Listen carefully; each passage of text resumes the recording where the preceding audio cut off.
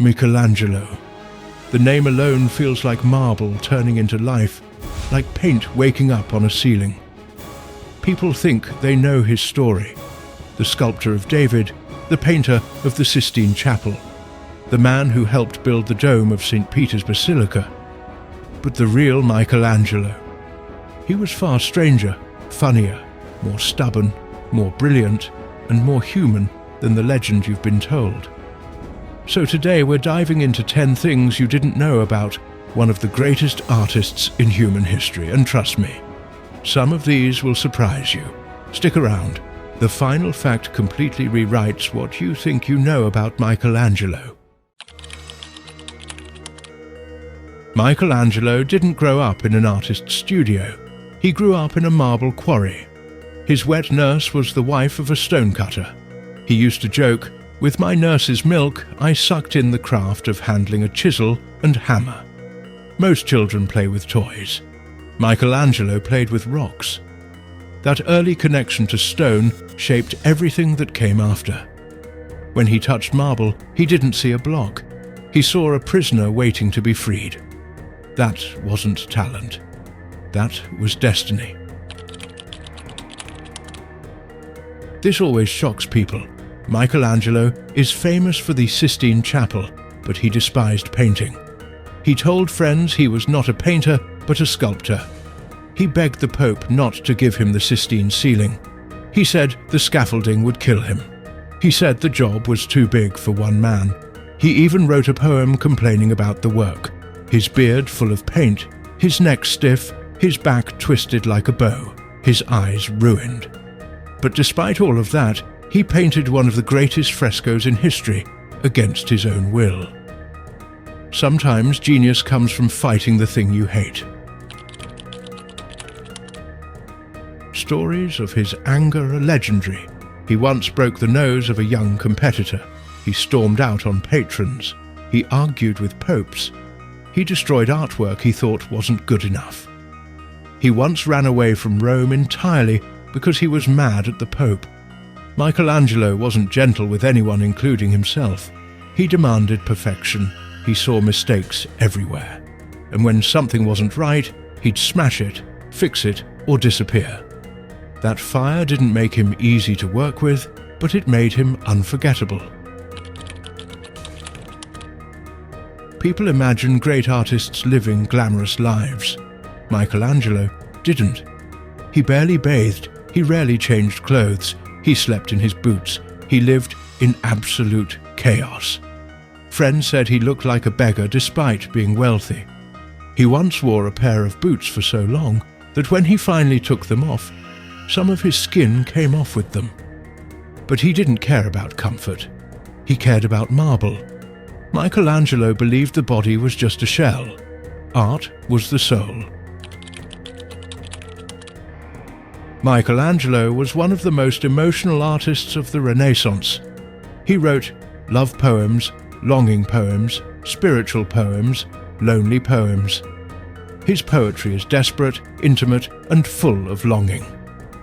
He wrote passionate verses to a nobleman he adored and tender letters to a young woman who admired his work. His heart lived in many places, and all of them found their way into his art.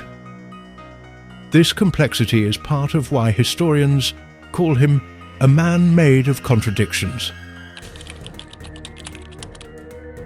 Because of his family's financial struggles, Michelangelo grew up terrified of being poor. So while carving masterpieces, he also managed property deals, banking accounts, land investments.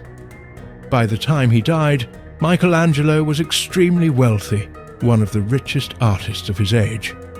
But he still slept on a simple bed and ate the cheapest food. His wealth didn't change him.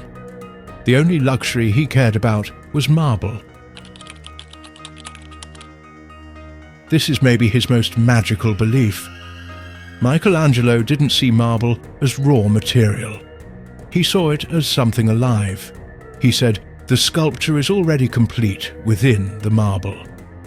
I just remove what is not needed." To him, carving wasn't creation, it was rescue. This belief shaped everything, from David to the Pietà, to his unfinished slaves, which look like human souls still fighting to escape their stone prisons. No artist thought like this before him, and no one has thought that way since. For decades, he worked physically, swinging hammers, lifting stone, chiseling for hours, climbing scaffolds, carving until his hands bled. By old age, Michelangelo's arms were massive. His shoulders were permanently shaped by carving. He looked like a warrior, not an artist. His body became a tool, just like his chisel. When he died, doctors found his body worn down, not by disease, but by a lifetime of physical work. He sculpted stone, and stone sculpted him. This might be the most astonishing fact of all.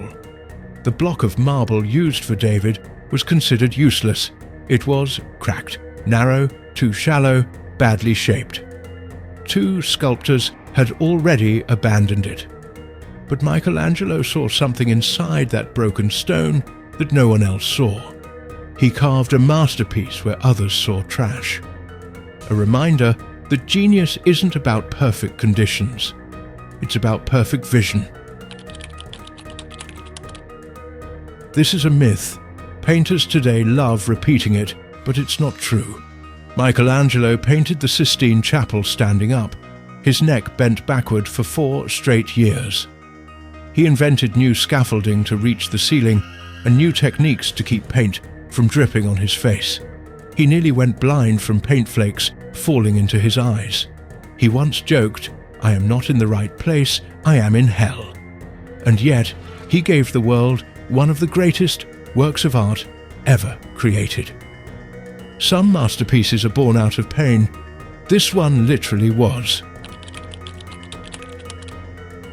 Michelangelo worked until the day he died. No retirement, no slowing down, just creation. He sculpted at 80. He designed buildings at 85. He wrote poetry at 87. He sketched architectural plans at 88. During his last nights alive, he reportedly slept with chunks of marble beside his bed, as if ideas might strike at any moment. To him, life and art were the same thing. Michelangelo wasn't just a sculptor, he wasn't just a painter, he wasn't just an architect or poet. He was a storm, a contradiction, a man made of fire and stone. He fought popes, he challenged kings, he carved masterpieces from broken marble. He turned ceilings into universes. He turned pain into beauty. And the world is different because he lived. If you want to see another genius whose mind changed history, click the next video about 10 things you didn't know about Leonardo da Vinci.